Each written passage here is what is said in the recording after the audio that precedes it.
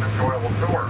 The first thing is, anytime the bus is moving, I do need you to be seated, please. We're not going to go very fast at any time during the tour, but once we get out at the pasture, the roads do get rough.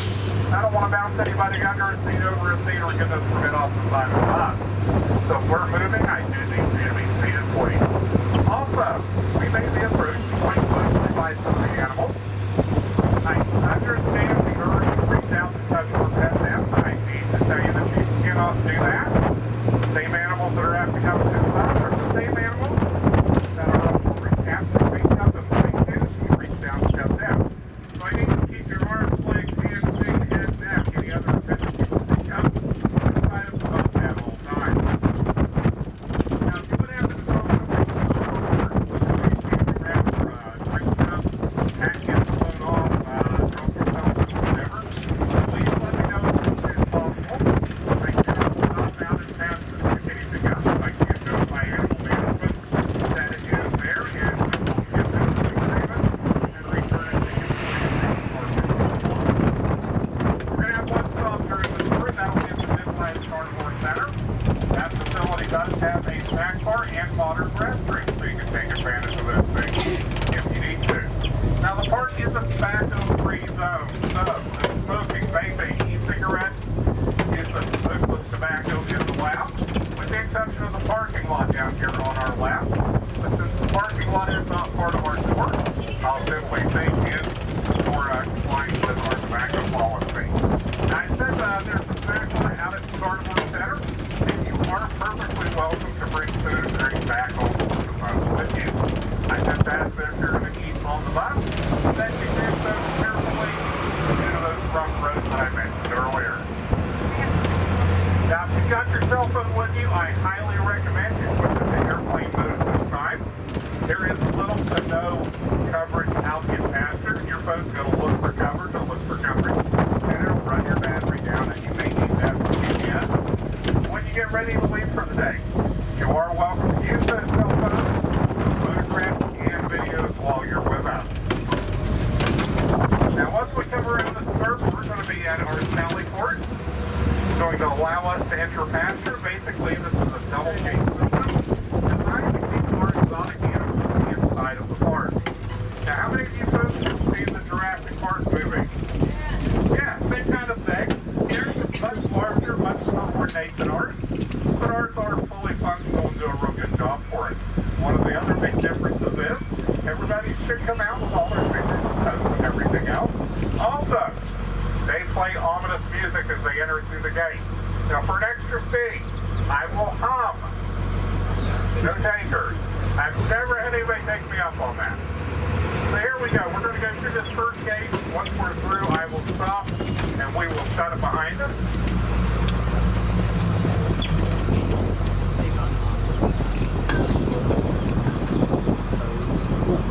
I've got my magic clicker up here, but I don't think gates would. It's closed gate. I'm told feature of the park. Stop for record. Alright, so we're going to go up here to the second gate. We'll open it, let ourselves through, close it behind us. At that point, we will be inside of the pasture, and our tour will begin in earnest. Now, when I came through here earlier, there was a deer right by the gate that looked like he had moved on. But I will point out, look on the hillside in the distance, and you're getting your first glimpse of our herd of American bison.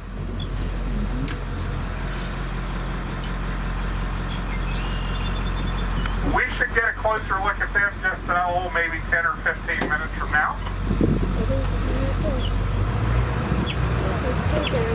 There's the deer that was here when I came in, up there by the bushes.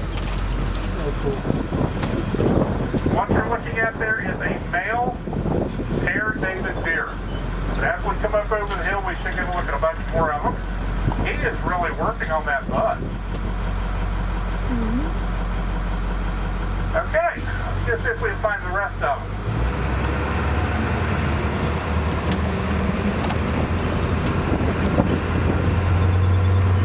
Okay, down here on our left, down around the lake, we're getting a look at some of those Fair David. Now they're close to that white truck. Usually there are a few more closer here, but they've decided to move away today. There's one of the males down there.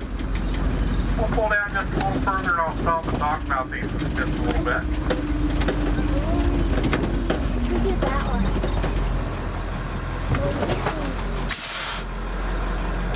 These deer, as I said, are known as the Pear David deer, or at least they are in the West. Now, in their native China, they are called the Milu, and that is spelled M-I-L-U.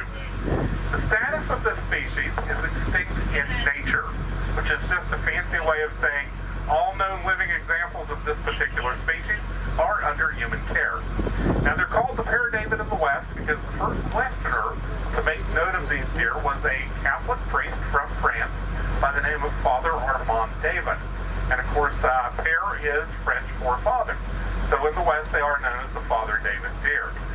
He was very taken with this deer that he found on the Emperor's hunting resort and made arrangements to be able to have numerous mating pairs sent back to European parts of wildlife areas. And once these deer got to Europe, they did very, very well. And it's fortunate that they did, because a few short years later, during the Boxer Rebellion, this species became extinct in China due to overhunting and due to some flooding that took place. The deer in Europe did very well.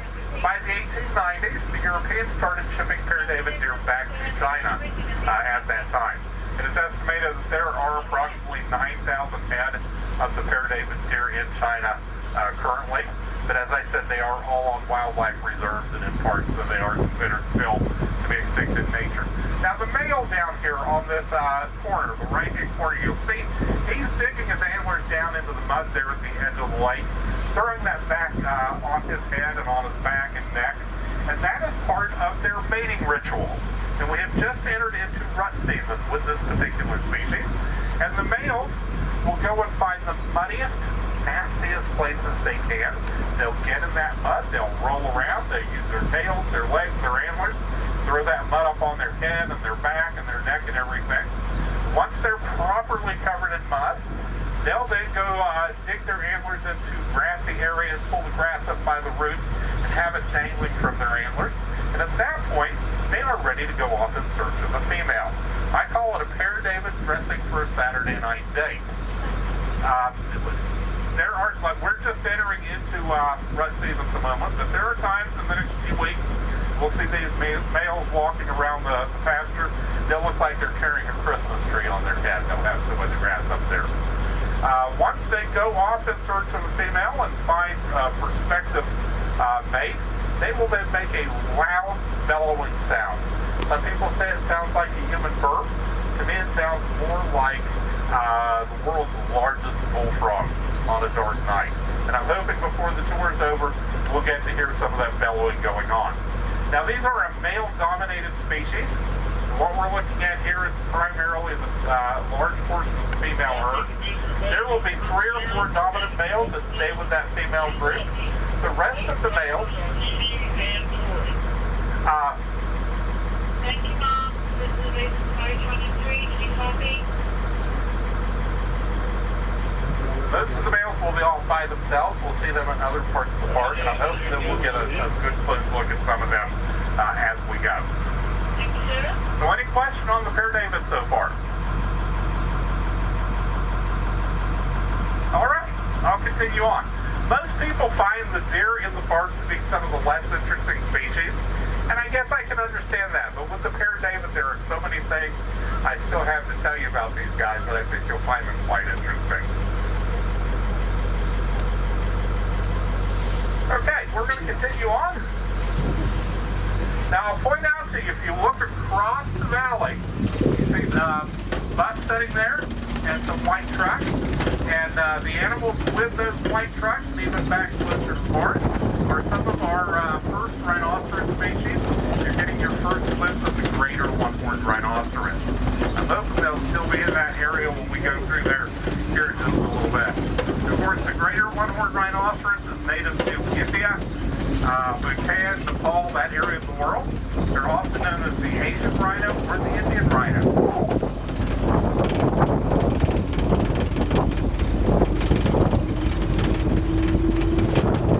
This area, prior to becoming a wildlife park, has a very interesting history. Up settlers, this area had been home to numerous different Native American nations through the years. In the early 1800s, when the settlers arrived, the area was primarily used as woodland and as farmland.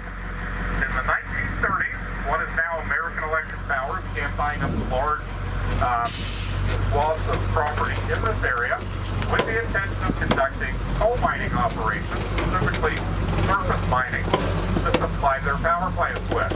The mining started here in the 1950s through until about 1985. As mining was being shut down, American Electric Power decided that they wanted to donate a significant portion of their land to the establishment of a wildlife park. They donated almost 10,000 acres to what has become the wild, and that process of setting up that park started in the mid-80s. Our first species was put in place here at the park in 1992. The park opened for visitors for the first time in the summer of 1994. In the early 2000s, we started working with the Columbus Zoo. They were providing us with various consulting services. And in the mid-2000s, the decision was made to join with the Columbus Zoo family of parks. And we've been part of the Columbus Zoo family since about 2006.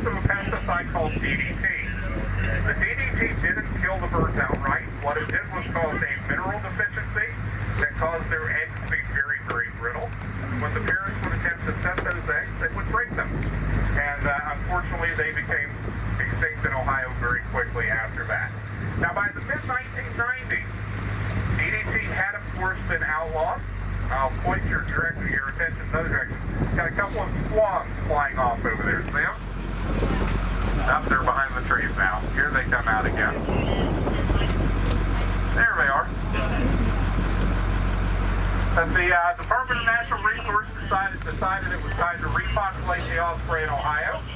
The Wilds was asked to be part of that project. We built that tower, and in that shed on the top of the tower, there is a wall that runs the length of the shed. In that wall, there are holes about this big around. We were provided with a group of osprey eggs. They were hatched by an incubator. They were placed in nests on one side of that wall. And at that point, our volunteers and staff started climbing those stairs several times a day. When they got up to the shed, they would place a hand puppet on one arm that looked like an adult osprey. They would then reach through those holes and feed the baby osprey on the other side of the wall. With the idea being, the osprey would grow up without bonding with humans. At the end of the summer, those osprey had grown to the point that they were able to leave the nest. They migrated south as they should have. Folks around here held their breath through the winter. The following spring, we had osprey return to the park, and they've been returning to the park in larger and larger numbers ever since then. The good news is that they've done so well not just here, but throughout other projects in Ohio, that 2 years ago, the governor was able to remove the osprey from the endangered list in the state of Ohio. One of those conservation projects we're very, very proud to participate in. Okay, so you guys are in for a little bit of a treat here. If you see, we've got 2 baby onagers this year. We're supposed to get another one at some point. We've got 2 so far. They're standing right here in the middle of the road to greet us. So they're going to go down one side of the bus or the other as they get closer. I'm going to remind you here, please do not try to pet these animals. When I said that some of the animals will bite, this is one of the species I very specifically had in mind.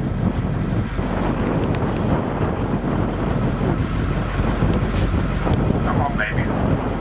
There we go. He's saying, Mom, stand still. I want a nurse.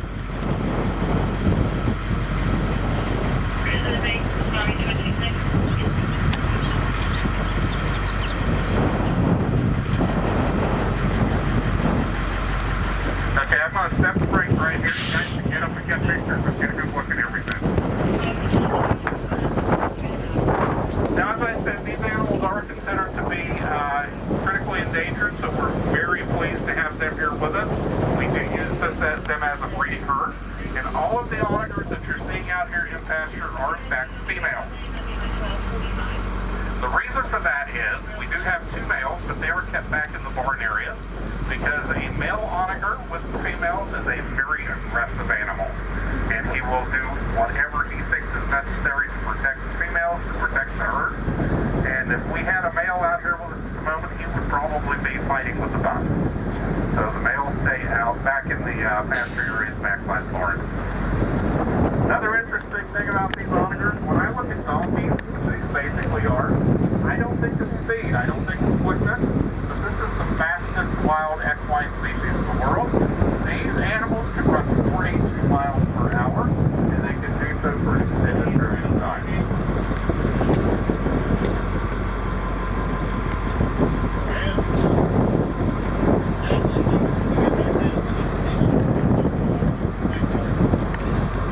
You'll notice they got numbered patches on their hindquarters.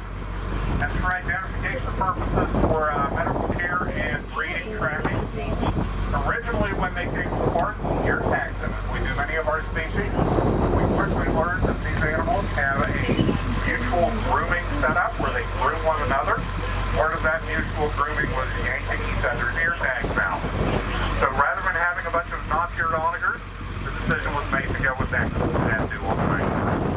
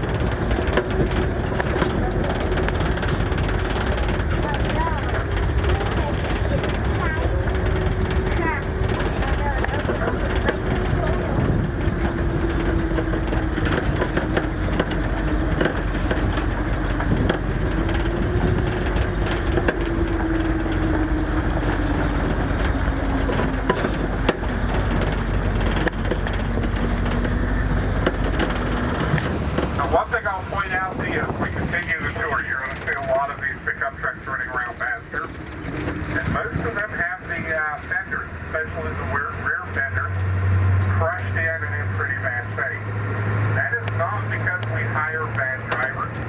That's because they say these trucks go out amongst the animals, including the rhinoceros. And when a rhinoceros leans up against the fender of your truck, I don't care if you're a Ford or a Chevy or a Dodge van, that fender is going to cave in. 4,000 pounds of rhinoceros is going to be able to cave in pretty much any truck fender. Okay, so we've got one of those greater longhorns over here walking along the side of the road.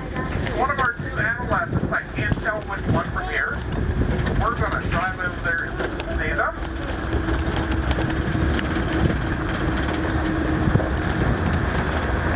Oh, but I see a second one.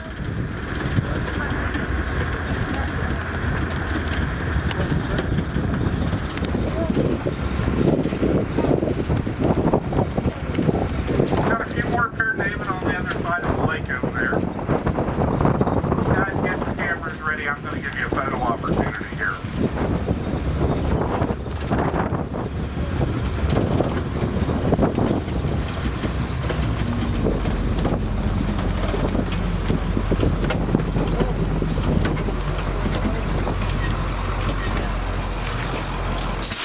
Okay, you may get out and look around. So, the southern white rhinoceros, as I said earlier, is native to India, Bhutan, Nepal, that area of the world. They were, up until about a year and a half ago, considered to be endangered. Their status last year was upgraded from endangered to threatened. And it has been upgraded again since then. The primary reason for this upgrade of their status is the excellent work that the nation of India has been doing to protect this animal, both from habitat encroachment and from poaching for their horns. Now, there are some traditional medicine programs that believe that rhinoceros horn ground into powder has very powerful medicinal purposes. There is no scientific proof behind that because their horns are made of keratin, which is the same material that your fingernails and your hair are made of. But the poaching does still continue. As I said, India has instituted some programs to protect these animals from those poachers. You'll notice their skin looks like it's been put on in sections, almost looks like armor plating. And it is, in fact, very thick and very tough, about 2 inches thick, and that's to protect them from the sharp high grasses that they are in their native areas, and also to help protect them from their primary predator, which is the tiger.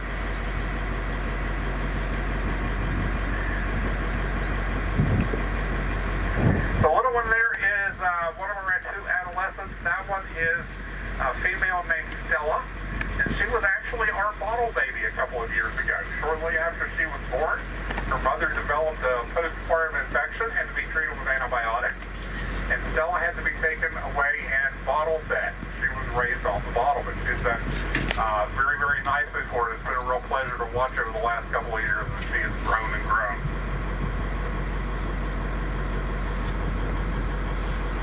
Okay, so if you guys want to grab your seats, we've got 3 more up here in front of us. Let's see how good of a look we can get at that.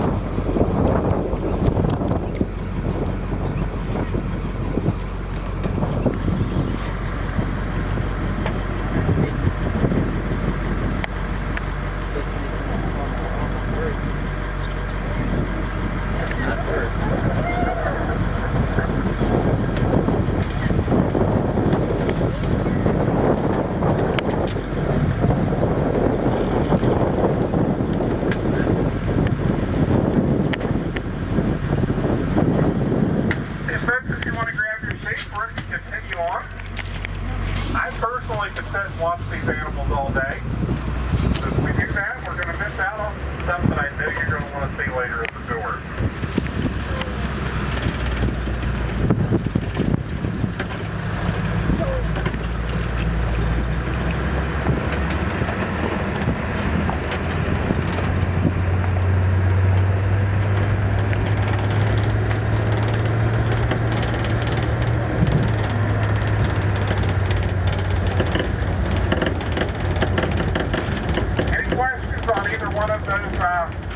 Those species that we just seen, the onagers or the greater one-horned rhino.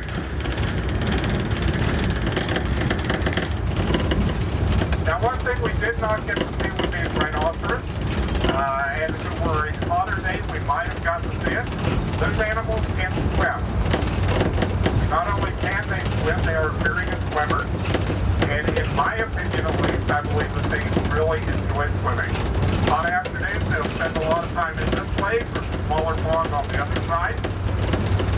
When they're out there in the water, moving across that lake, there are times when all you can see is just the top of their head, and the top of their head, their ears, and their nose sticking up as they dog paddle across that lake.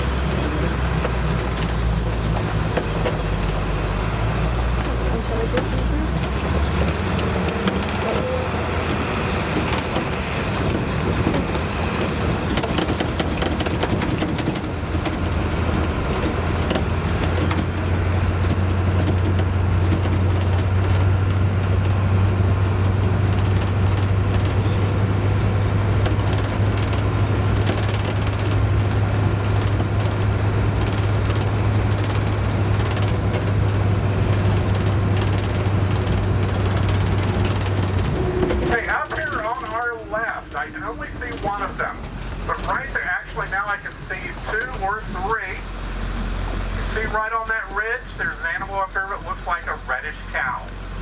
Everybody spot that? That is a bantang, and it is in fact a species of wild cattle. They are native to Southeast Asia, specifically the jungles and rainforests of Southeast Asia. Now, we do a lot of tours here in the month of May while school is still in with fourth graders. The park has been provided with a grant by a local charitable organization that allows every fourth grade class in our county to come out here and take a tour at the park. And when you get a group of fourth graders out here that live in Muskingum County, they've seen cows, and they don't get excited about cows. But we found over the years that if you introduce these as jungle cows, that's a whole nother thing. And even a kid from Muskingum County lives on a farm can get behind the idea of a jungle cow. I'm going to pull up just a little. This species demonstrates a trait that is called sexual dimorphism. Nothing more than a fancy way of saying there's something about the species that allows you to tell a male from a female just by looking. So the three that we're seeing up there, I can tell you right now from this distance, even just seeing a small portion of two of them, are all females because they are that cinnamonish red color. If we were able to see the male, who is up there somewhere, you would see that he is a very dark chocolate brown, about the color of a dark chocolate bar. And that's how you can tell a male from a female with that species. They are on the critically endangered list, and that's due to two factors. Primarily habitat encroachment by humans. Much of their range in Southeast Asia is being cut down and replanted with palm trees for the palm oil industry. And as those palm oil plantations come in, they bring cattle with them. And the species is able to crossbreed with domesticated cattle. And of course, any offspring that result from that crossbreeding are no longer, there's a pretty good look at her up there. They are no longer bantang, they're a hybrid. And that is pushing those numbers down as well. We have them here mainly as an ambassador. We ambassador representing their species as an endangered species.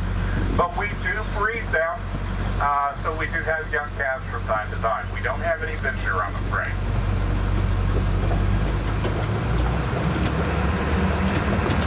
Now, if you're concerned about the use of palm oil, there is an app that you can get through your smartphone, Cheyenne Mountain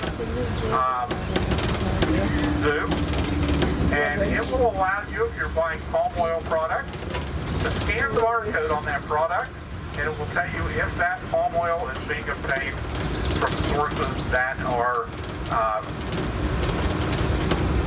self-supporting and not doing ecological damage to those areas where the banteng live.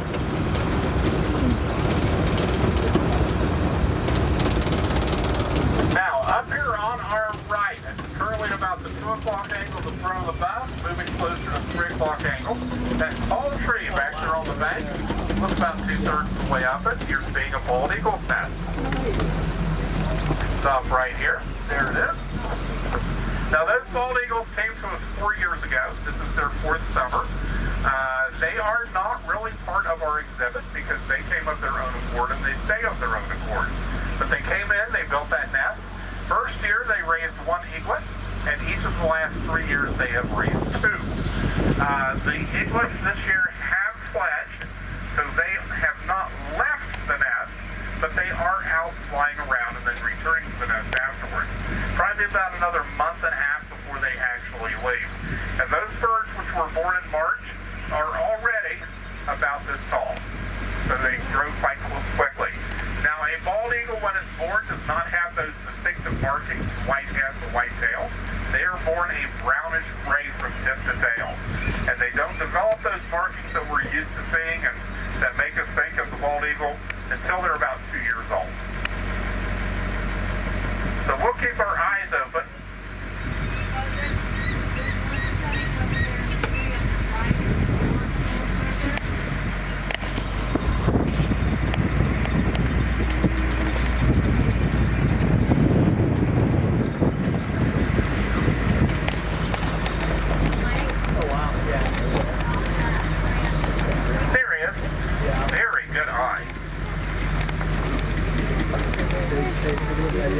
Here we go. That's one of this year's 2 fledglings.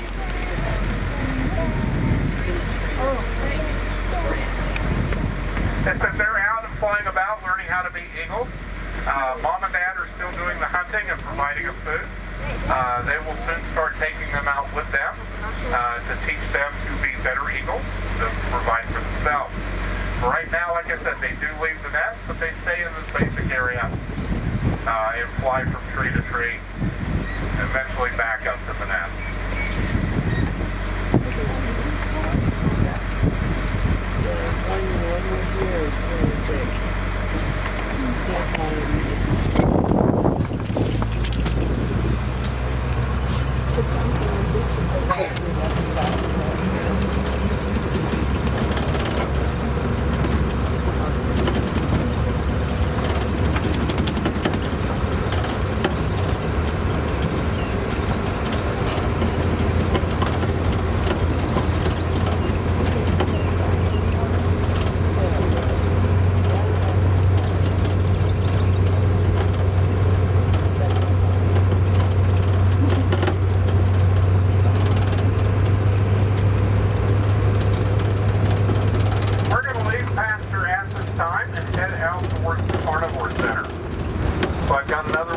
Sally ports, the double-gated system that we have to pass through to get into what we refer to as the outer perimeter of the park.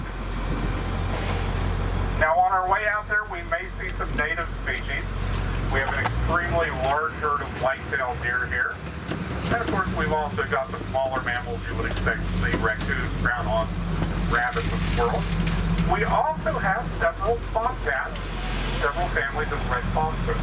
So we'll keep our eyes open for them as well. There's been more than one occasion as we come out here and we've spotted a bobcat.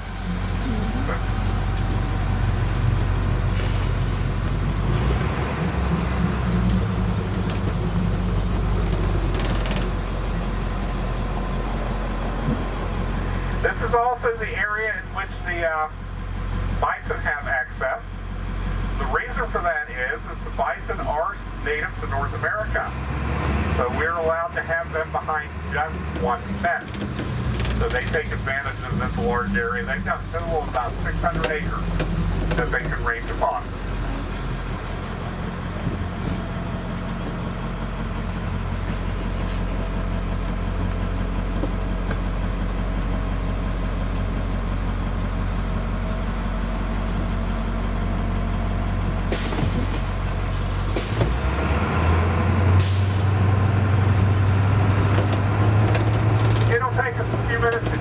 Carnivore Center, so I'll tell you about what we're going to see once we get there. We have 3 species of mid-sized carnivores. The first one is the cheetah. And of course, most people know that the cheetah is the largest land mammal, or fastest land mammal on the planet. Guys, we've got something up here, either one of the adult eagles or one of the osprey. I am not sure which, or it could be a crane.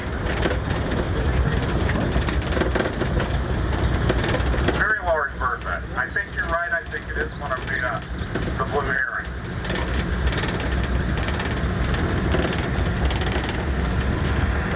So the cheetah is the fastest land mammal. They can run at speeds of up to 65 to 70 miles per hour. The problem is that they can only maintain that speed for a relatively short period, usually about 30 to 90 seconds.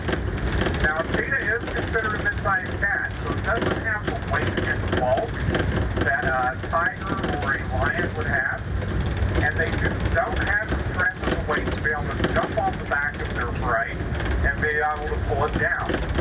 So instead, the cheetah will run beside their prey and then throw themselves into the legs of the animal that they're chasing.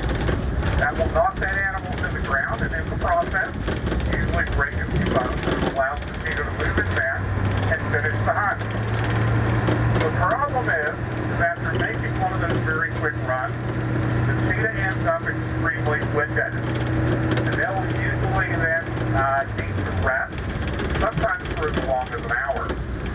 Some of the other predators in their area know that about the cheetah, will monitor their activities, wait until the cheetah successfully finishes the hunt, and while the cheetah's catching its breath, they'll move in and still its center. So the cheetah is considered to have a success rate when they hunt of about 20%. Our second species that you're going to see is the African painted dog. They are a canine species. They live and hunt in packs, and they are considered to be one of Mother Nature's most effective and efficient hunters. Compared to a cheetah at 20%, when the African painted dogs hunt, they have a success rate of between 80 and 90%. The reason their success rate is so high is that they are extremely aggressive, and they also, by hunting in a pack, they're able to communicate with one another. They will chase out the lead dog in a hunt to make sure that a fresh dog is staying close to the prey. They'll also strategize the hunt before it begins and approach that prey from different angles to hopefully confuse it, be able to corner it more quickly, and end the hunt sooner.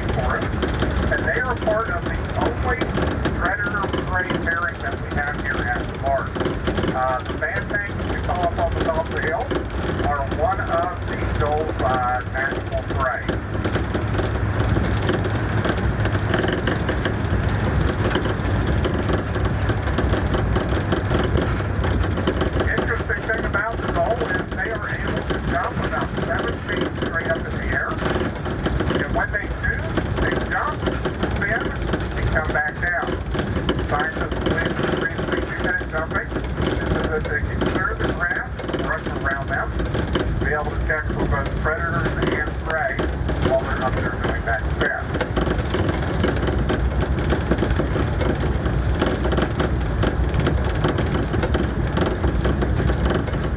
And it's just the Carnivore Center coming up on our left here. We're going to go up around the curve, let ourselves in through the gate. I'm going to let you folks unload there. I'll tell you what time I need you back to the bus. This is a south-sided portion of the door. But once I get the bus parked, I will walk up to the cafeteria area. If you guys have any questions whatsoever, please don't hesitate to ask. I'm more than happy to spend some time talking with you about the animals that are here at the Carnivore Center.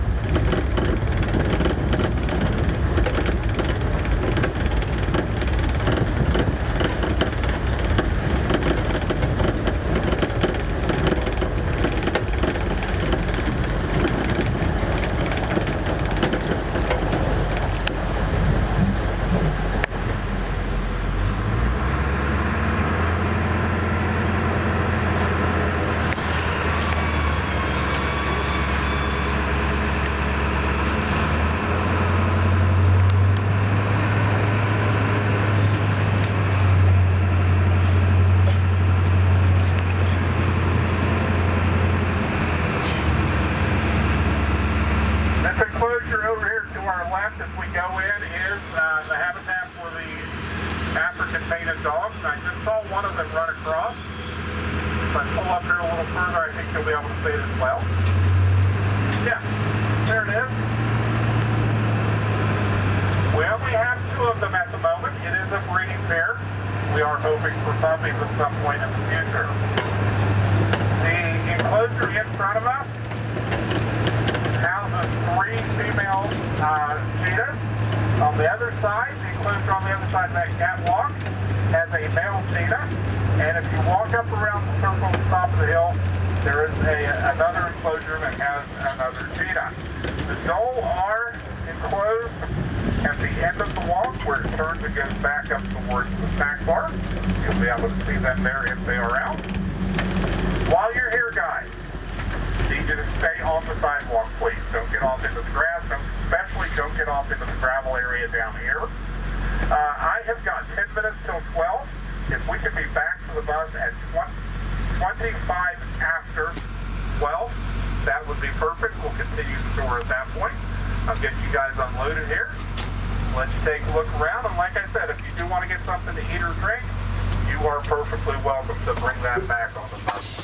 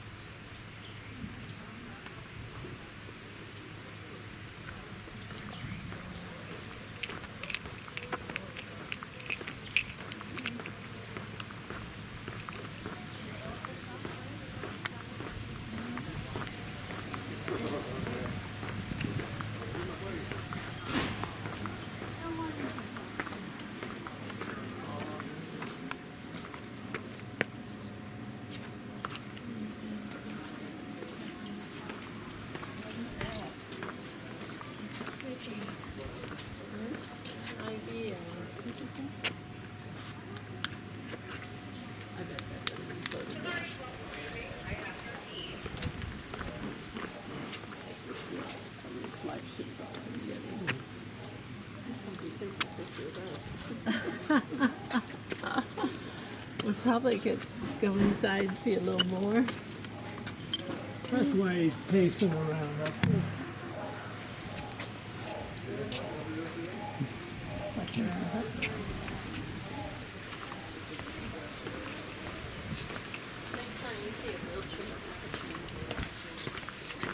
Oops, sorry about that.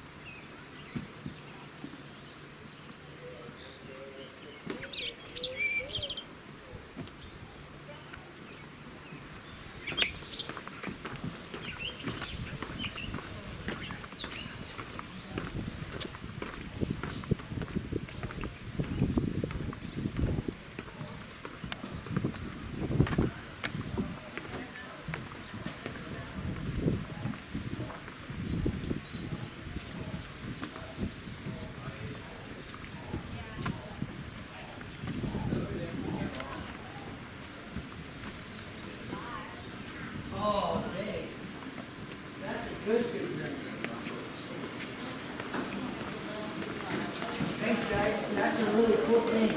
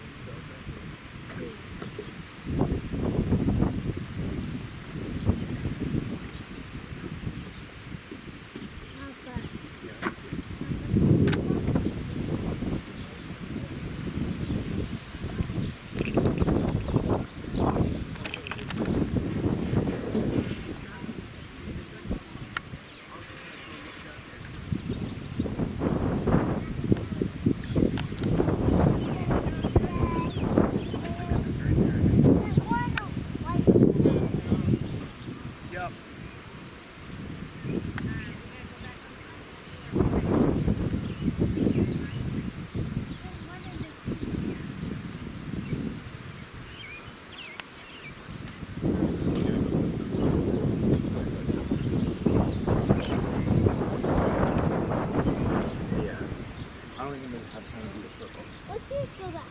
Go back. Yeah, we gotta go back to our bus now. Why? Craig, Mr. Craig said he was going to start the bus.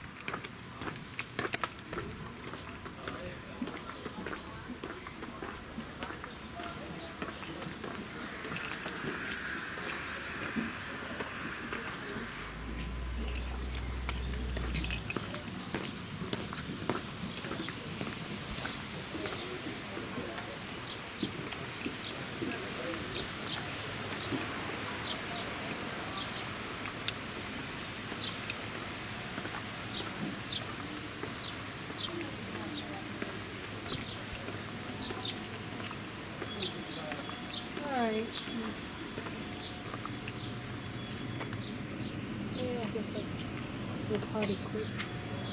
They don't flush. Oh, he's in the crate.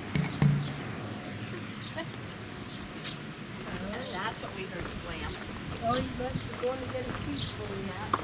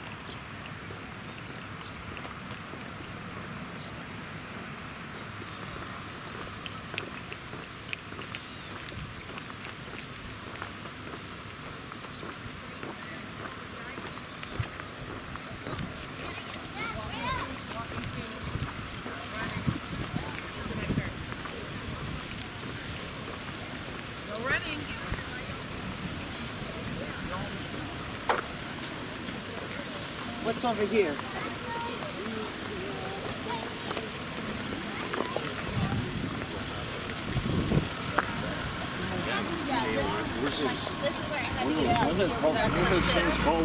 Oh, right there. I remember going on that one. Move over to the side, boys.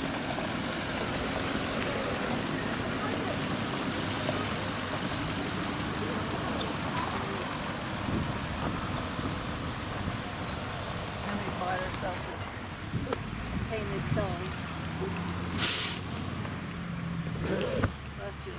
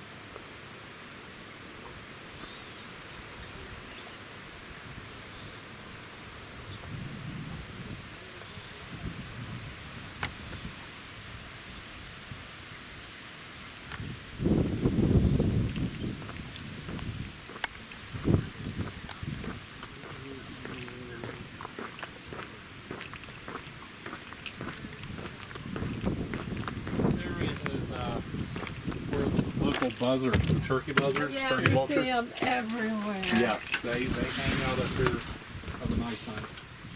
The wheelchair sitting over there.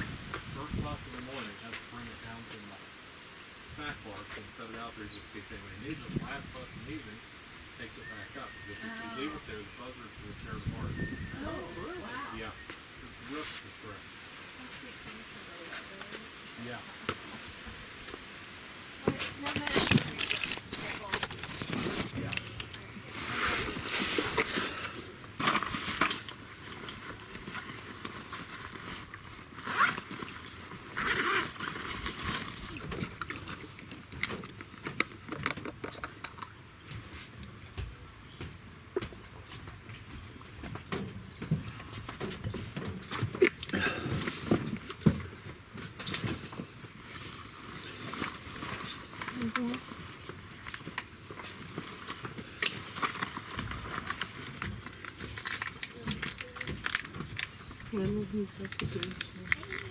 Those are good. Those are good ones too. Those ones have like 1,000 milligrams of sodium in them, unlike the others who only have like a couple hundred. So if you really need salt, you can go for those ones.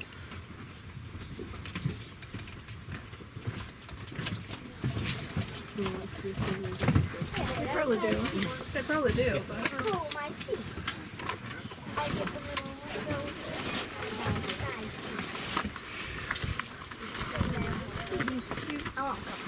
I'm pretty sure Michael did this.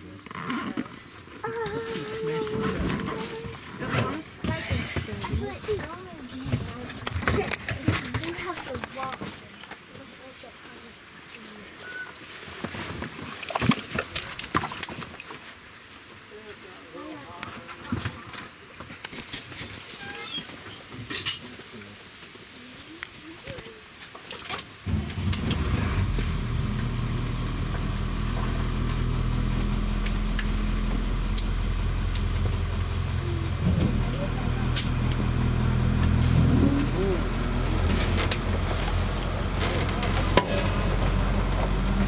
I apologize for not knowing ahead of time that they weren't doing actual food service up there at the snack bar.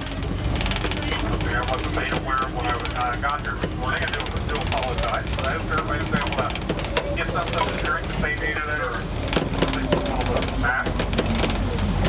Now, you notice one of the African painted dogs, the male, was out and active when we first arrived. Sorry guys, dropped my question.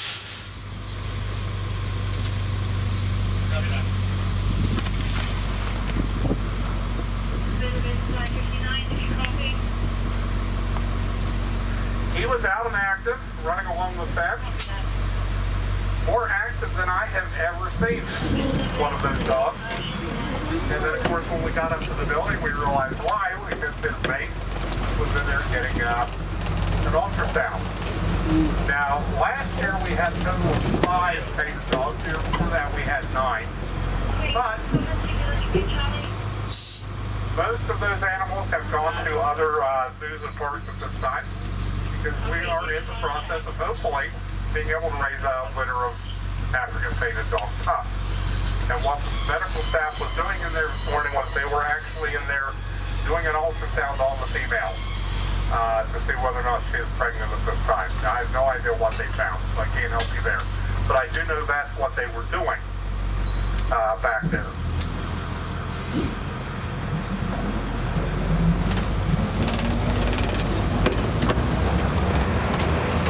All right, so we're going to head back to pasture at this time. We'll actually re-enter pasture at the same spot we left. Once we go into the pasture, I'm going to turn left about across the dam, past the lake, up the hill, and at that time we're going to start seeing some of our species from the African continent. Most of what we've seen thus far has been from different parts of Asia, and we'll see some more Asian animals before we finish. But if you came to see the giraffes, zebras, that type of thing, they are coming up on the second half of the tour. Now as we head back, I have a PETA quiz that I usually give to most of my group. Just give you this clue ahead of time as we get started. If your answer makes sense, it's not the answer I'm looking for. Okay? So the first one is, how was the cheetah discovered? Anybody? It was spotted.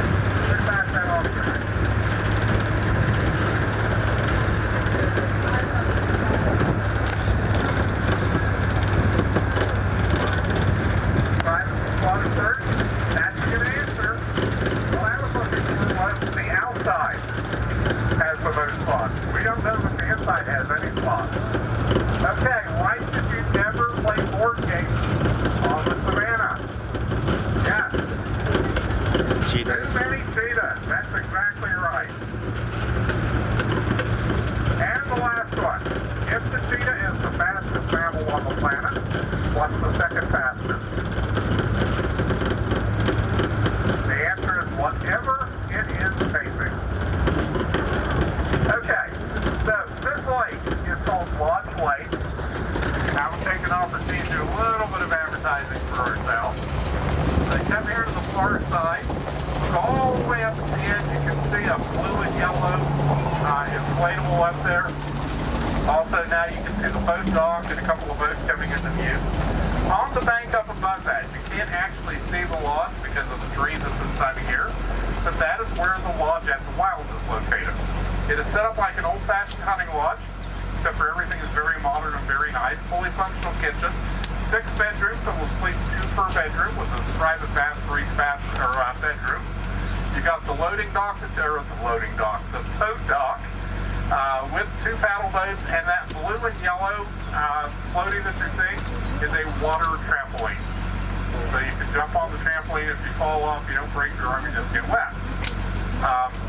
We rent that to groups for family reunions.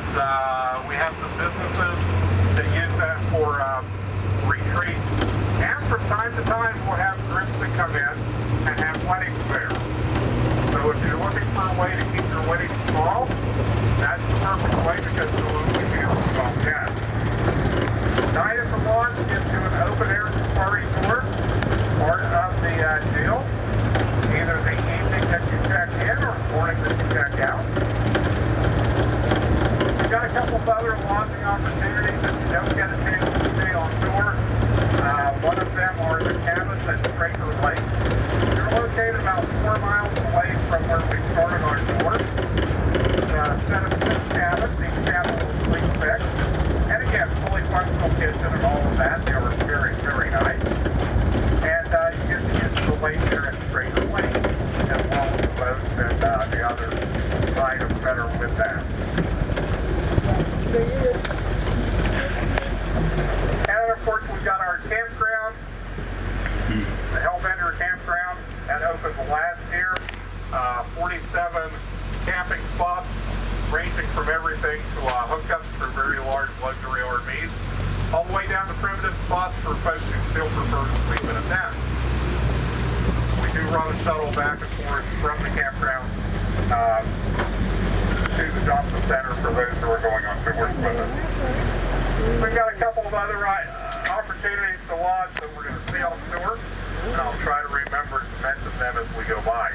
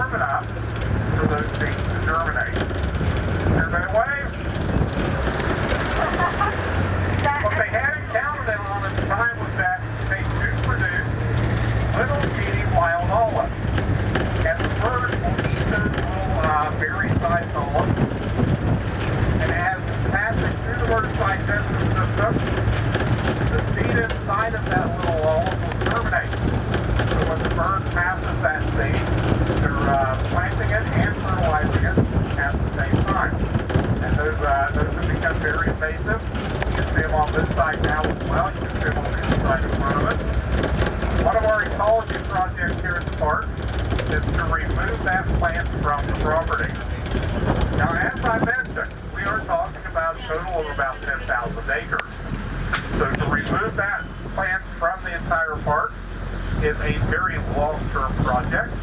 So far, they've been able to take care of about 1,500 acres. So we've probably got somewhere in the neighborhood of about 8,000 acres to go. So they are planning on that taking at least another 15 to 20 years. When they remove those autumn olives, they replace them with native species that will serve the same purpose.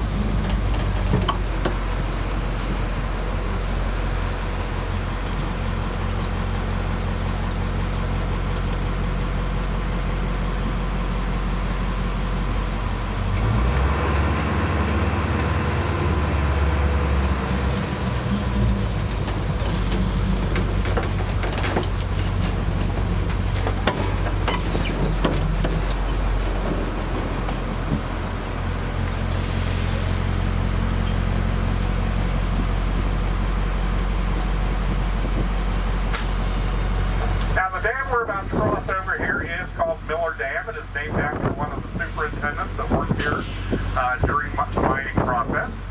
The lake that it has created is called Stillman Lake, and it's named in honor of one of the farming families that lived in the area prior to the mining taking place. Now there is a myth that if you go on the zip lines over here, as you cross this lake, if you look down, sometimes when the water's stirred up, you can see the old farmhouse at the bottom of the lake. Now, you notice I said there is a myth. Now, I'll tell you how I know it's a myth. This lake, as all of our other over 100 lakes and ponds on the property, are man-made. They were created as part of the mining and the reclamation process. So when the Spillman family lived here, their house was not at the bottom of that lake because the crevice that created the lake didn't exist. So if anybody tells you there's a house down there, they are incorrect. If you want to get an idea of how deep that lake is, look the other direction. You see that big gully, the dam was simply going across the gully. It gives you a good idea of how deep it is down there.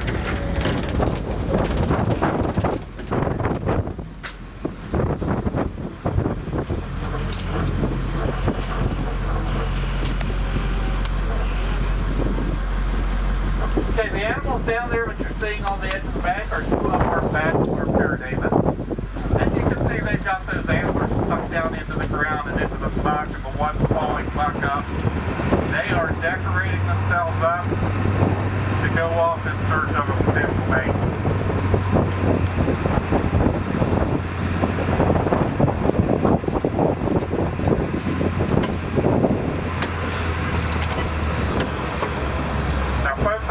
As I go up around this curve once the gate closes, this is usually the roughest spot on the entire tour. So if you want to grab a hold of the seat or the edge of the bus or something, you might want to do that. I will be as gentle as I can, but it does get a little rough.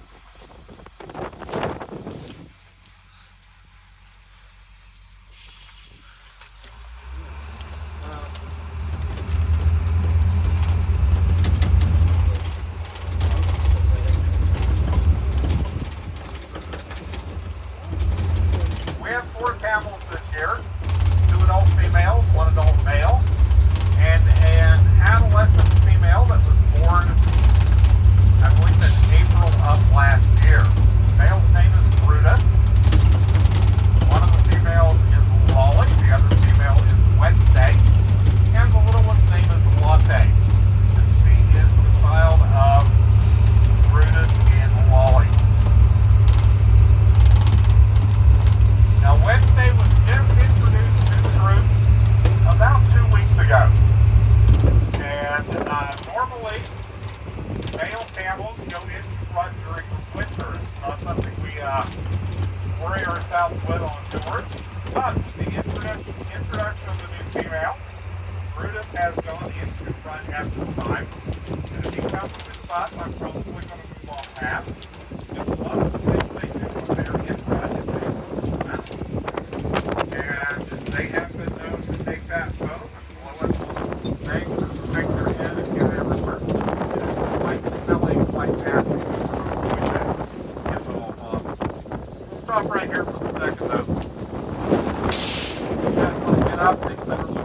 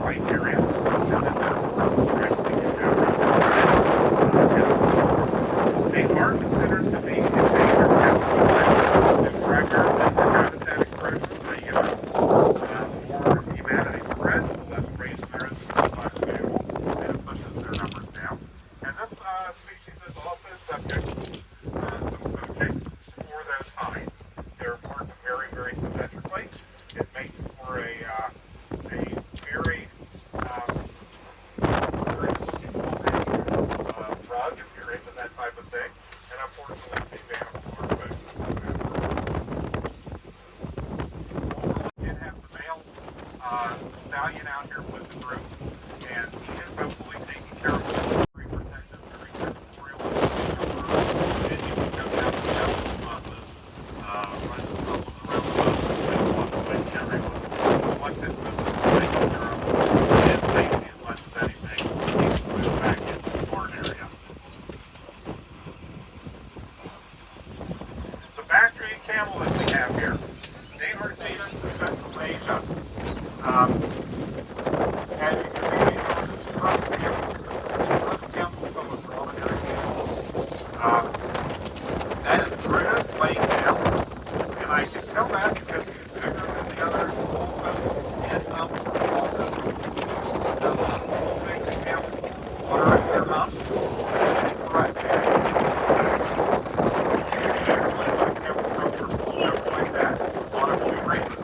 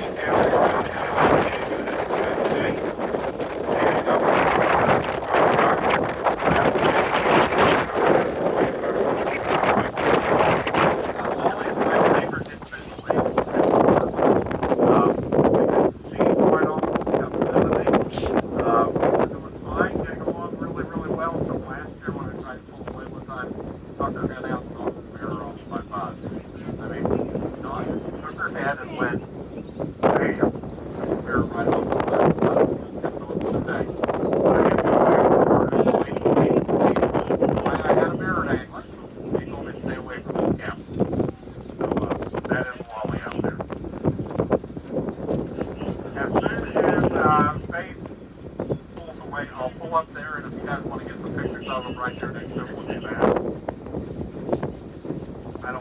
officer into that squad.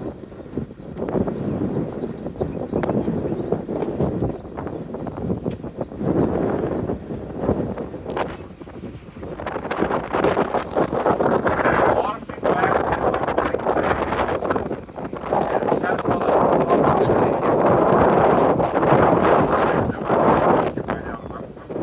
I've had people ask me, well, what's going to do that? And the answer is, yeah, okay, but once she does, she gets that little fruit.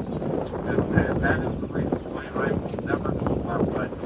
Because she's going to swing herself to feet first, get through that window, into the driver's seat. I can find that spot. I expect that.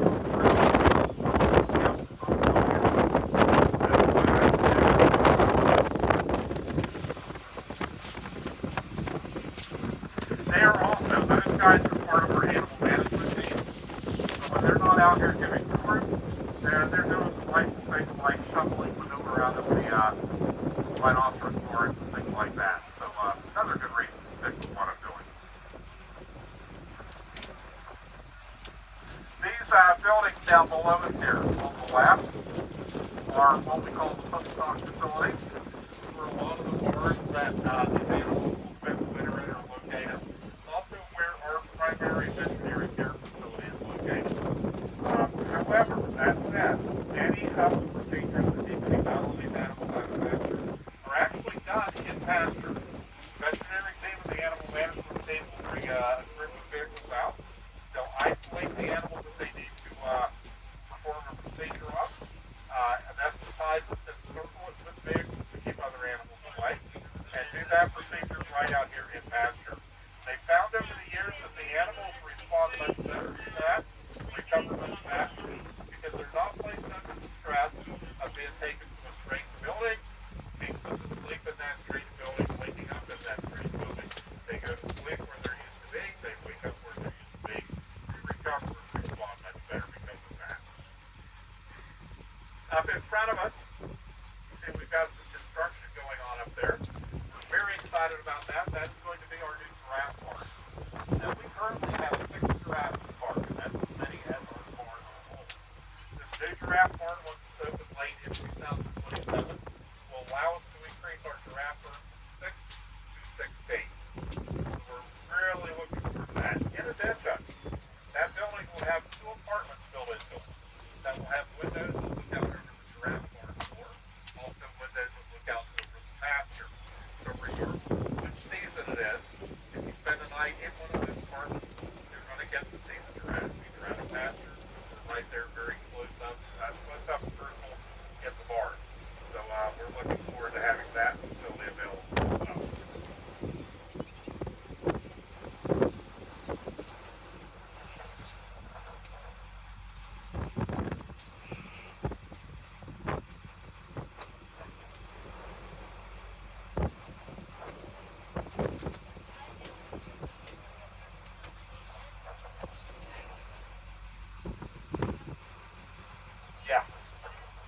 Yeah, some of the animals you're seeing on the left, up here we've got a few more of the Subalski horses. We haven't seen the herd that's out in pasture at the moment. We've got some small antelope, I believe in the next pasture over. I'm not seeing any of them at the moment. These are the areas that, like I said, during off-season, during the winter, the animals are kept in those barns. There's allowed access to those pastures.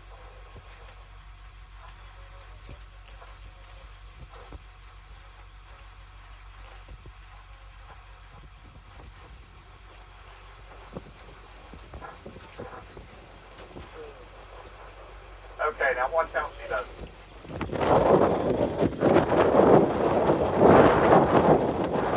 No way I'm going to through. There's no way.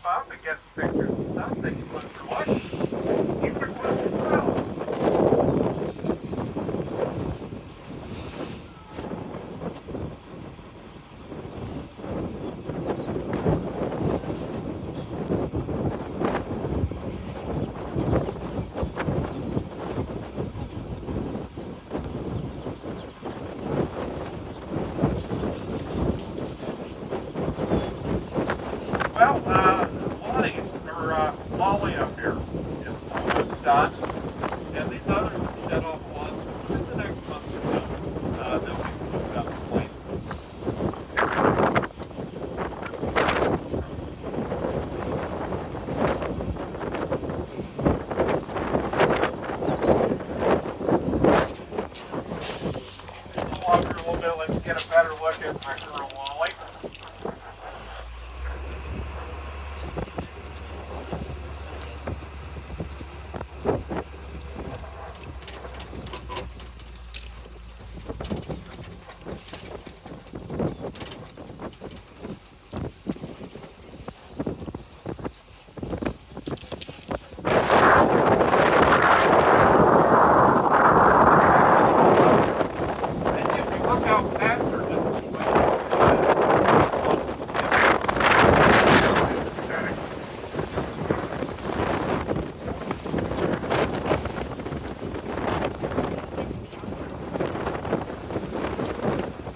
Down in front of us where the white truck is an animal we haven't seen yet. That is a fish-swamp caucus.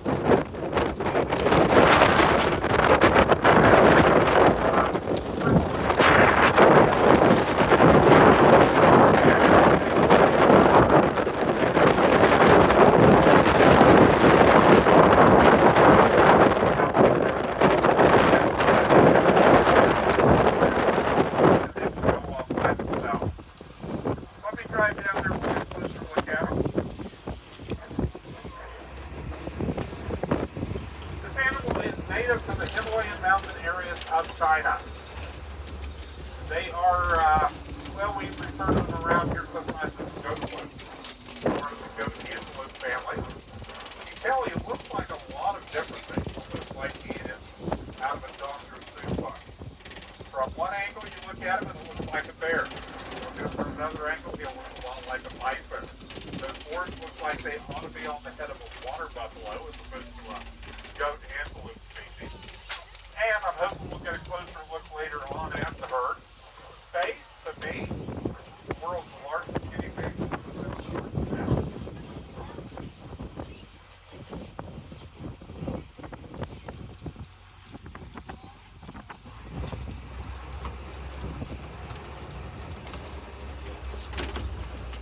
I would have stopped to let you get a better look at him, but he pushed him away from the gate, specifically so that we could get through the gate without risking letting him into this pasture. The reason for that is we've got a couple of species in this pasture. He would most likely not get along with her. They would not get along with him.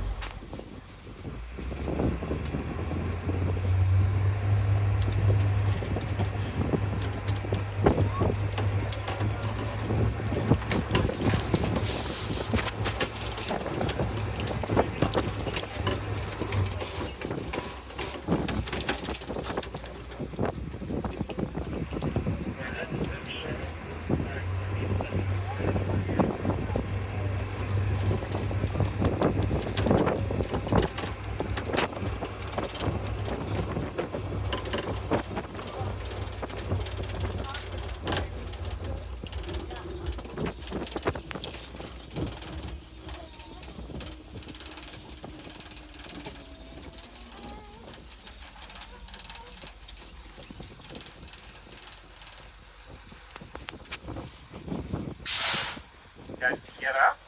This is our boy Tuffy. He is a reticulated giraffe. He is a neutered male. He was not born as Clark. We took Tuffy in because as he entered adolescence, the zoo that had him did not need another breeding male, and they could not find anybody who did need one. So we agreed to take him in under the condition that we could neuter him, and he has become a big part of our giraffe group. He is the only reticulated giraffe that we have on the property. You can tell he is quite beautiful and he is a bit of a diva. So many of the side giraffes, which is the species we have, would not stand here and let us be this closely display. But Tuffy doesn't mind putting on a little bit of show from time to time. You'll notice with him, he's got the larger, rounder spots, and they are quite clearly defined. And as we move down, we'll see we've got a female of the side giraffe down here. Stop and take a look at her. Her spots are smaller, more of a gray than a brown sometimes. They are not nearly as clearly defined. So when I drive to the pasture, I can tell immediately, okay, there's Tuffy and everybody else is to the side, just simply by looking at those spots. Now he is about 18 feet tall, which is about average for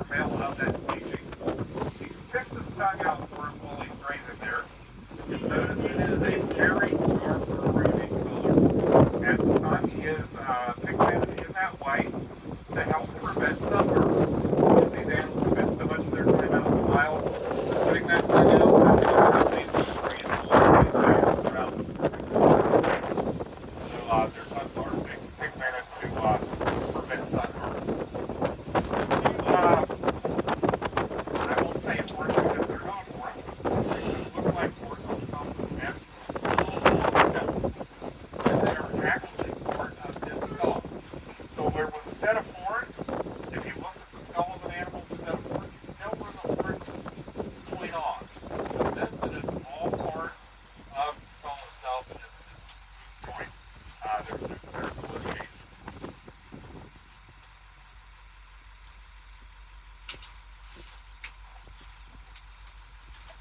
If you go to our gift shop after the tour, buy a sweatshirt or a t-shirt or anything else that has a picture of a giraffe on it, what you're going to be buying is stuffing. He is the animal that our marketing department uses for all things giraffe related.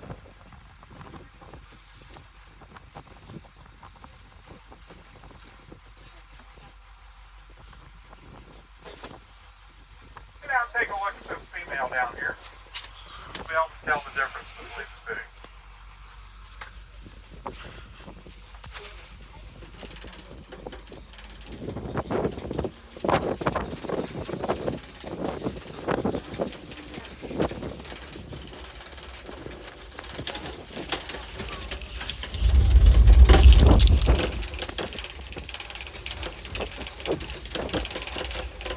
You can see their heads sticking up. The rest of the group, right there over the hillside, their heads are just sticking up.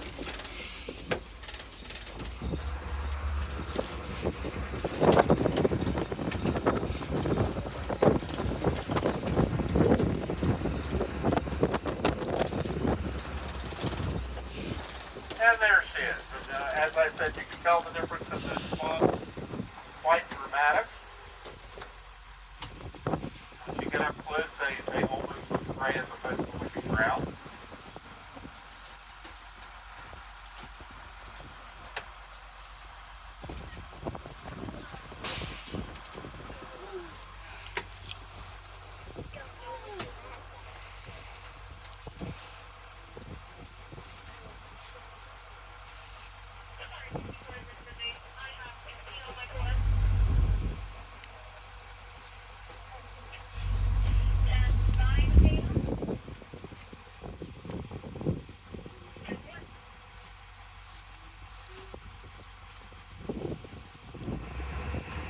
Now this shelter over here to our right is designed specifically for giraffes. And we are required to have that shelter by the American Zoological Association because our pasture with the giraffe has very little shade trees in it.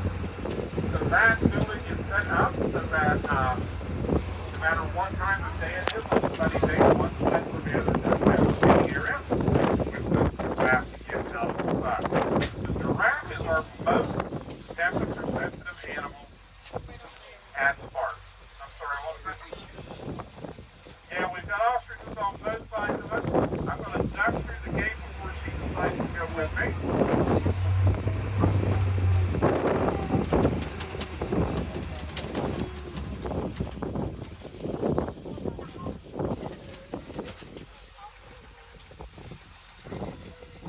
We are now in pasture E. I like to say that it's pasture E because it's everybody's favorite. There's really no reason except for kind of the next letter of the alphabet once you get here.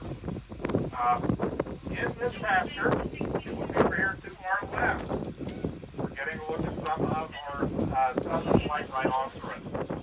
We do have quite a bit larger herd of southern whites than we do the greater one horse. Look at this. And if you look, the one all the way to the left has one of this year's calves laying there in the grass behind her. And the next one, further up the hill, has our other calf this year with her. We've got one crossing here in front of us, if I'm not mistaken. That's the Samba, is our new bull. And the rhinoceros are one of those species that are female dominated. They would usually keep the males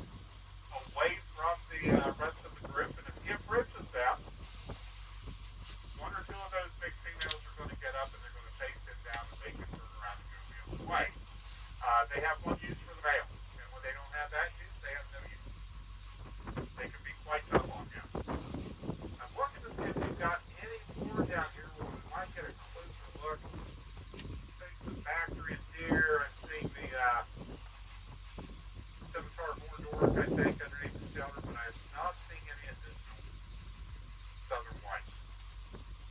We still may see some more because that is not all of them like it.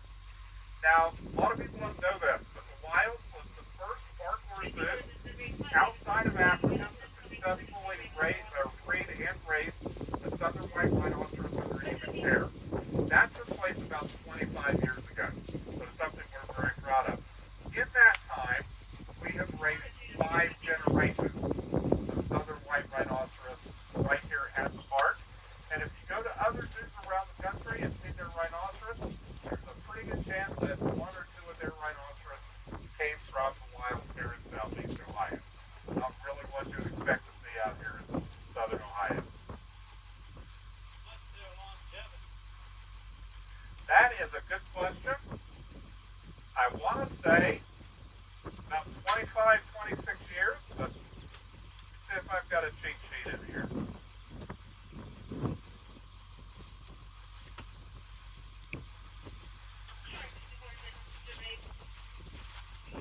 About 34 years. So I was underestimating them. Their gestation period also is 16 months. So it does take quite a while to breed and raise each of those generations. The babies will stay with the mamas for about the first 2 years.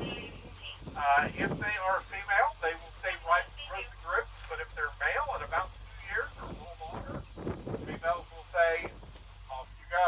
And they'll very gently force that male to go out on his own and away from the group.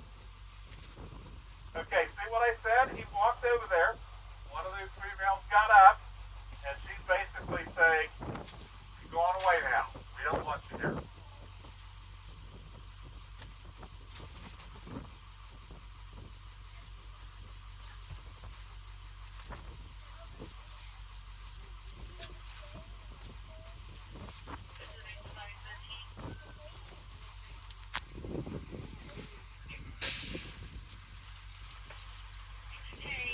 Tell me that's not the picture of dejection right there, huh? Okay, I'm going to continue on.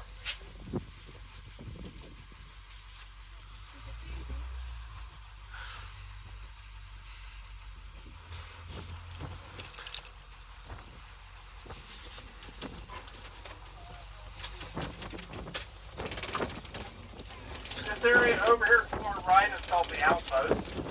Another one of our lodging opportunities. We set up the tents to provide coffee for your sleeping bags and pillows. We provide a grilled supper and a continental breakfast that morning that you get to spend the night right out there in the middle of these pastures. They can giraffe, get rhinos, antelope, several other animals. It is a good time. I've never spoken to anybody there, but it's a great time. I'm not much of a camper. I have a very expensive master. Some of our guys will in outpost nights with our guests.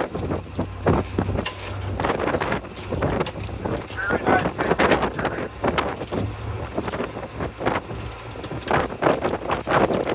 Here we're seeing up there on the hill is our deer. These are the factories here. They're also from Central Asia.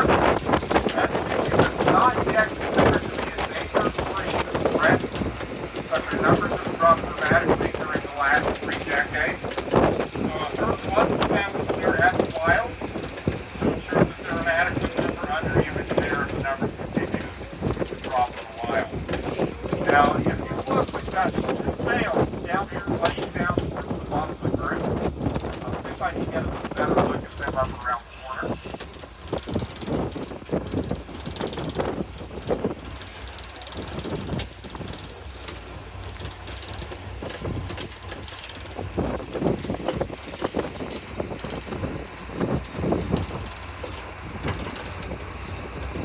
There we go. We stop right here. See those 2 males laying there? You see how big their antlers are now? Those antlers are still in velvet and they're only about half grown.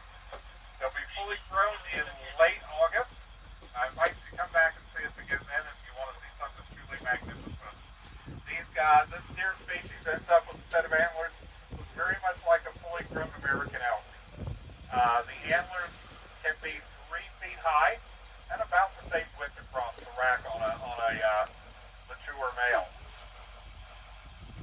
The antlers can also weigh as much as 15 pounds per side. So when fully under antler, that animal's carrying around about 30 pounds on its head.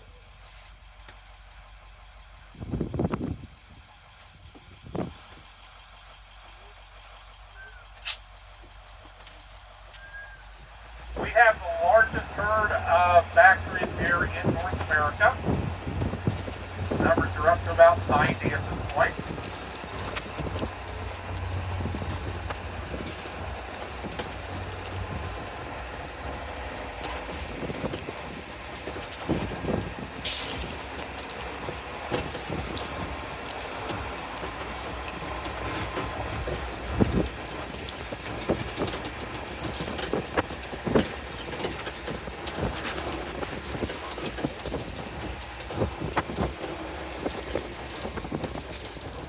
Down on the left, in the distance, we're getting just to the left of one of our antelope species. Those are the scimitar horseback. You may get a better look up here at this next turn.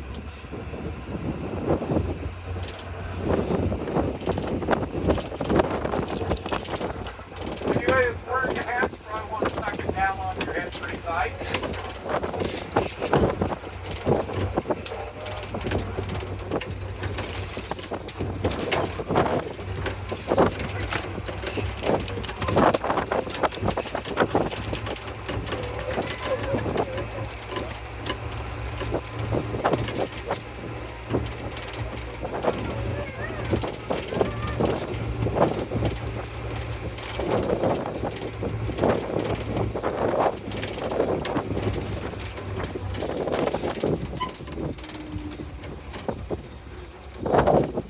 Unfortunately, it looks like I misjudged on that. They are down over the hill.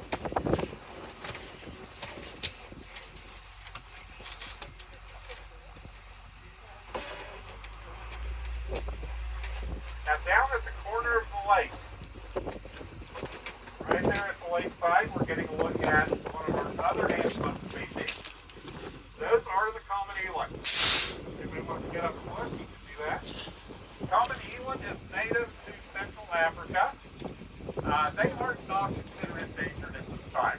We have them here for research purposes, because the common eland is the closest antelope species to cattle. So the research that's being conducted is to determine whether or not medical treatment, vaccinations, etc., that are effective and safe for cattle can also be effective and safe. Oh, and there comes one of the scimitar horseback down to join them. And we've got a female Bactrian deer down there with a doe. The doe, or I'm sorry, a fawn. The fawn is in the water. The doe's right there at the edge, kind of moving the fawn away from the scimitar that have come down. The research that we've been doing on the common eland has indicated that it is safe to use those vaccines and medications that are safe for cattle with antelope. Some of the work that we've done here has vastly changed how zoos and parks are treating their antelope species under their care.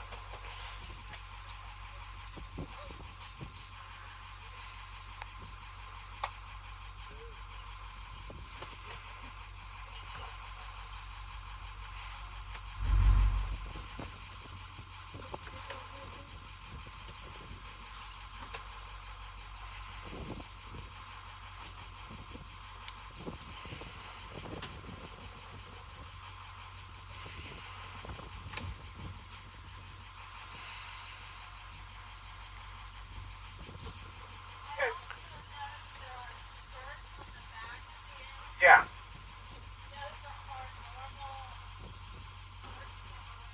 They'll sit on the back of these animals and wait for flies to land and then pick the flies off of the animals. So the animals don't mind them being on there, but yeah, those are all local species up first. Okay, if we're ready, I'm going to continue on. If you look up on the hill on the other side of that lake, you can see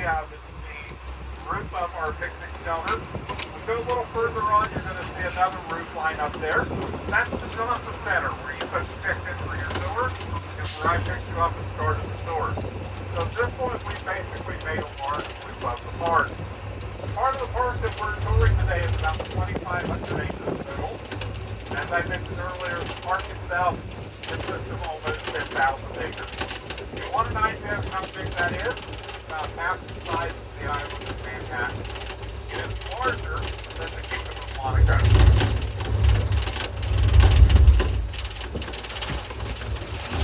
The lake down here is called Sea Lake, for no other reason than it is shaped like an enormous sea.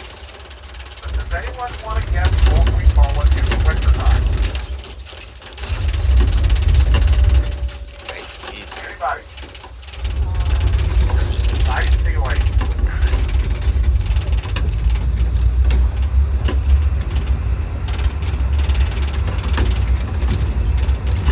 Okay, we've got more rhinoceros over here on the other side of the lake. We're going to loop around. You guys will get a much closer look at what's like.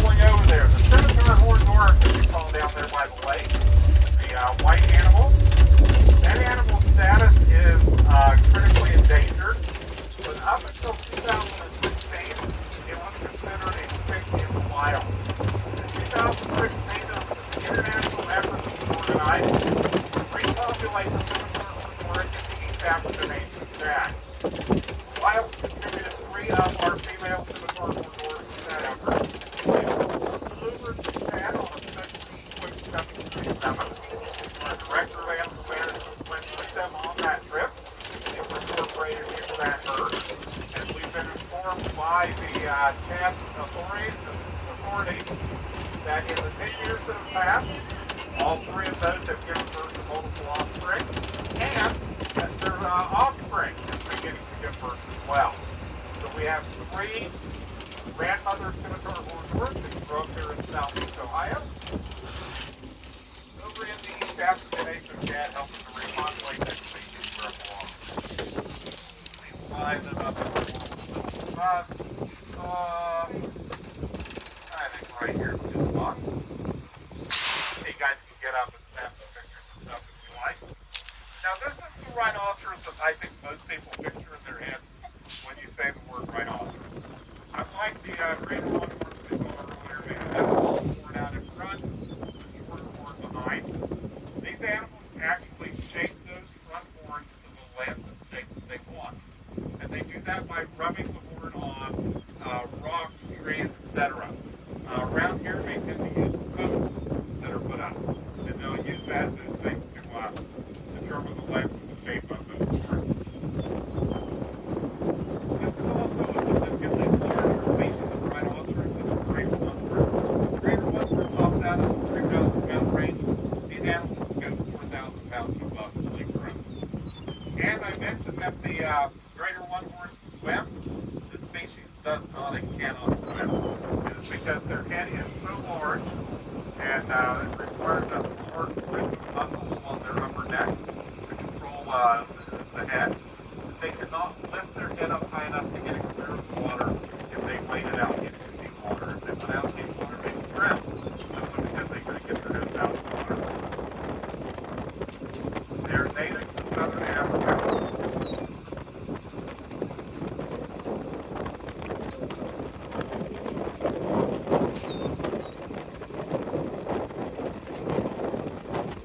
Those animals eat about 120 pounds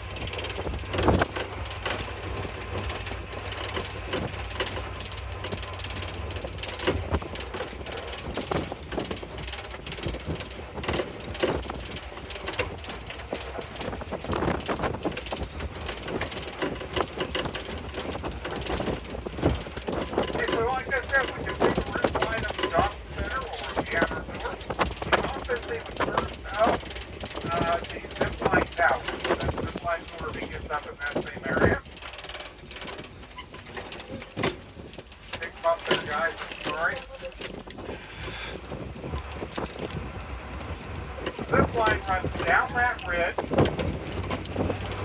Notice they are gradually coming into view now as you're starting down. That is the overlook where our tour is going to end in about another 10 minutes or so. But that zipline tour makes a hard right there, comes across the lake to our left, so the second tower over the the cast zipliner tour at the moment.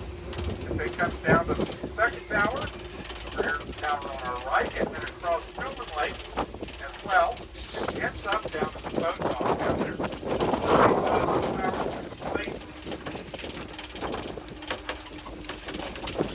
If you want more information on that, you can check on our website at Wild on Board.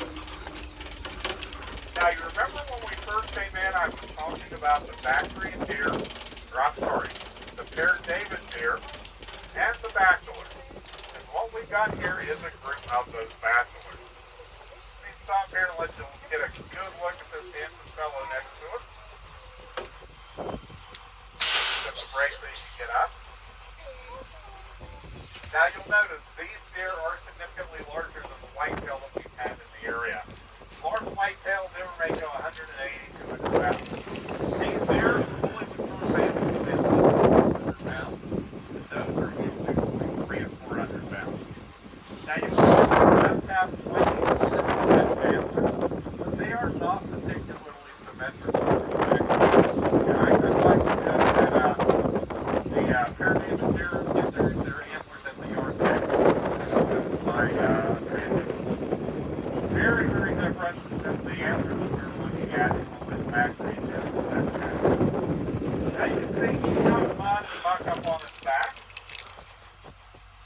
Nothing in his antlers as of yet. I was kind of hoping he would belt for us while we were sitting here.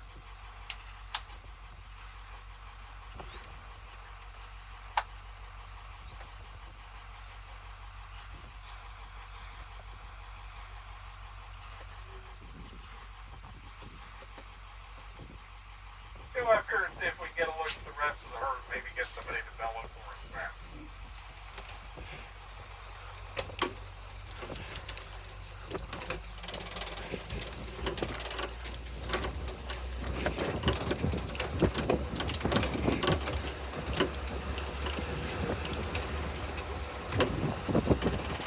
There's a zip liner coming across the lake there.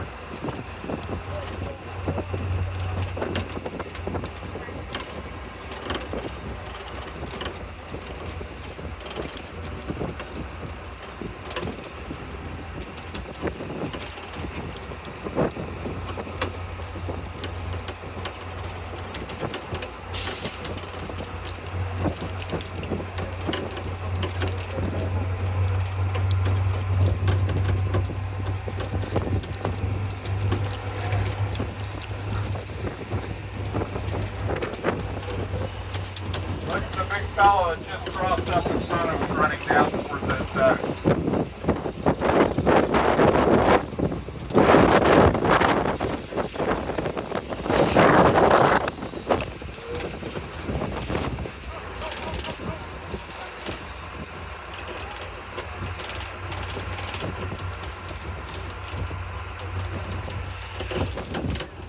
Here comes another one of the younger males.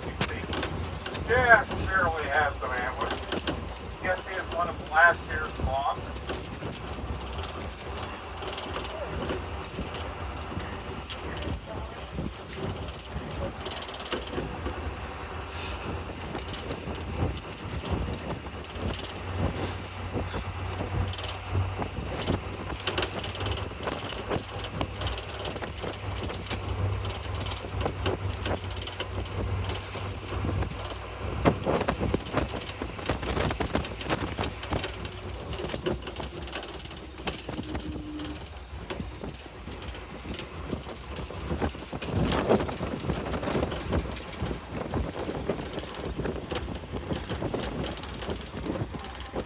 Pair David there below us on the right.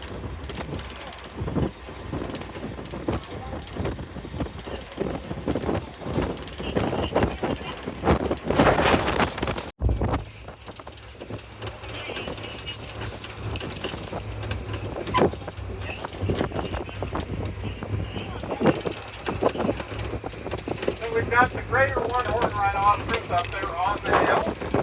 And over here to the left where that bus is, getting another look at the Persian onager. Species we've got coming up in front of us are the they are native to Central Asia. This is the last truly wild species in the world.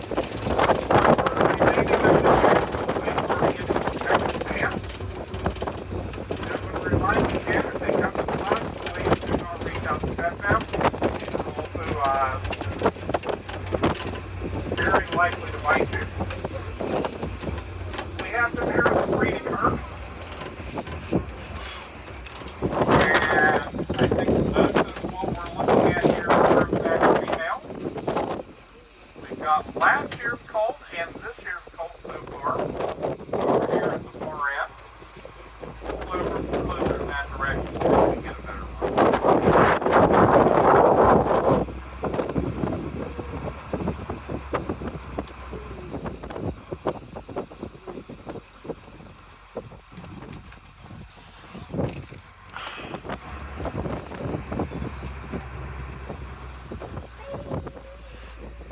There we go.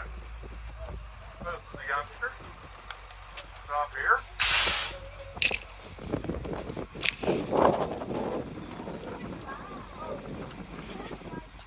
These animals have two additional chromosomes compared to domesticated horse species.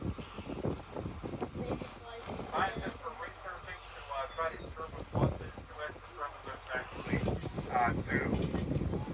Did a tour out here last year with Dr. Jan Raymer, who was our director at the time, and she told our group that in her opinion, that they were mean chromosomes. And that's what made these animals so very interesting.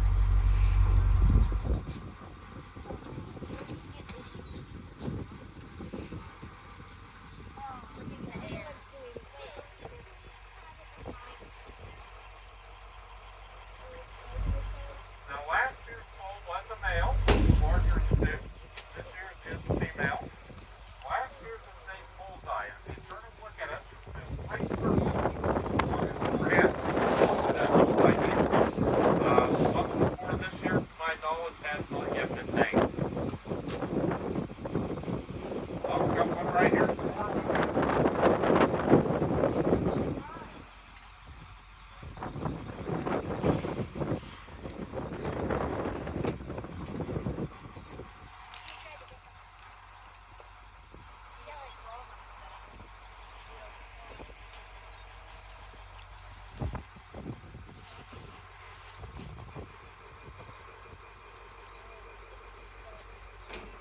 You guys can stay standing up, but I am going to ease forward. I don't know what this one here getting in front of the box.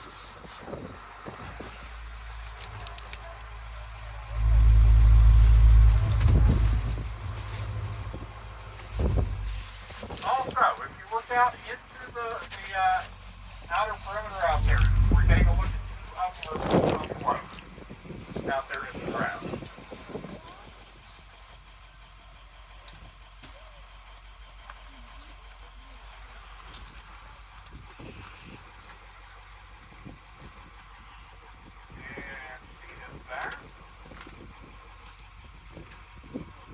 Hey guys, I hate to hurry you, but I am going to continue on. The last thing to get the problem, we may be out here for another 20 minutes.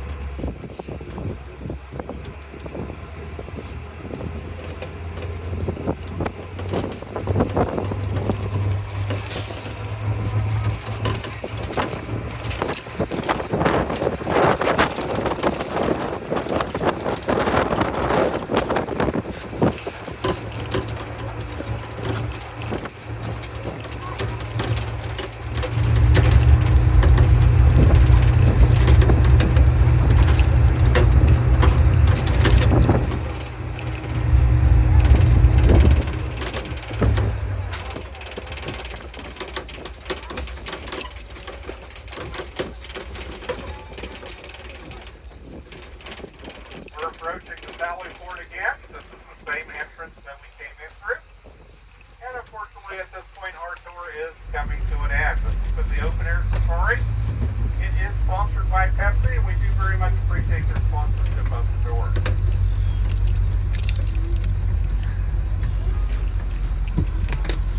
My hope is that you folks have enjoyed yourself. I very much enjoyed having you on the bus with me this afternoon. We got a good look at a lot of animals.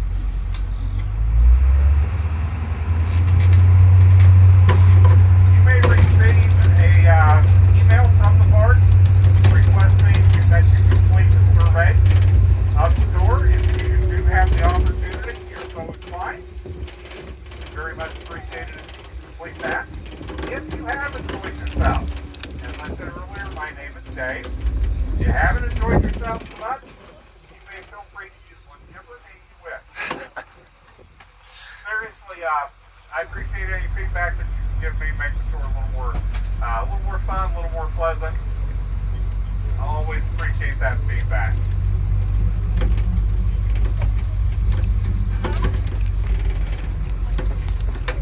Now, by being here with us today, you've actually made a contribution towards the conservation causes that the wild supports, both here and abroad. We appreciate that very much. If you'd like to make an additional contribution, we'd also appreciate that. You go to our website, again, that's www.thewilds.org. Up in the upper right-hand corner of the homepage, there's a button that says Donate. If you click on that, it will give you various options to donate to the park, to our conservation causes. This area in front of us, across International Road, is a 13-acre butterfly habitat. The area has been planted with species of plants known to attract pollinators, and there is a walking path through that. It begins at that diamond-shaped shelter on the other side of the road. That is free of charge, and if you're asked to take a look at that, you can do so as you go back down to the parking lot. If you do that, you check yourself for ticks afterwards. These are very massive here. But there are butterflies, insects, and other pollinators out there that you can take a look at.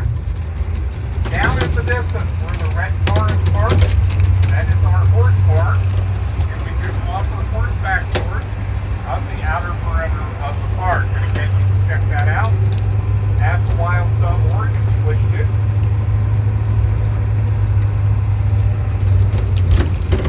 We're going to head up the hill, and I'm going to circle the parking lot to let you folks off board in front of the overlook.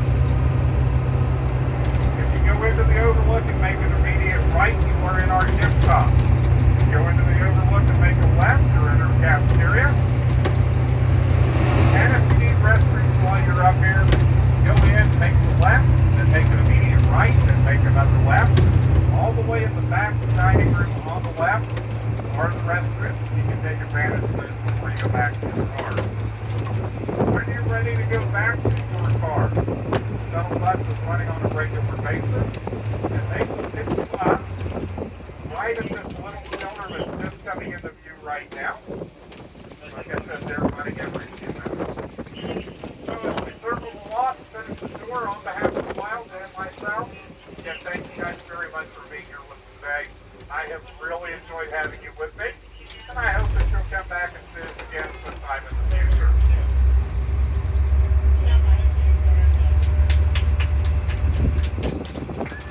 Thank you. As we pull up here, I'm going to set the brake and I'll jump off and everything like I did at Carnivore. We'll get you guys on with the rest of your afternoon. Have a safe journey home if you're going home today. And one final time, thank you very much for being here with us.